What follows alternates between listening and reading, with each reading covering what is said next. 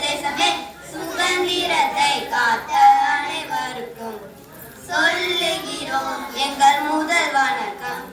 தலை கொடுத்தோர் அந்த அனைவருக்கும் தாயகமே எங்கள் முதல் வணக்கம். தாய்மொழி கொடி சொல்லுது ஜெயஹிந்த். தாயம் காட்டு தன்னல் சொல்லுது ஜெயஹிந்த். என் இந்திய தேசம் தே ரத்தம் சிந்திய தேசம் தே. என் இந்திய தேசம் தே ரத்தம் சிந்திய தேசம் தே. காந்தி மகாத்மா கண்ணிய பூமி தே.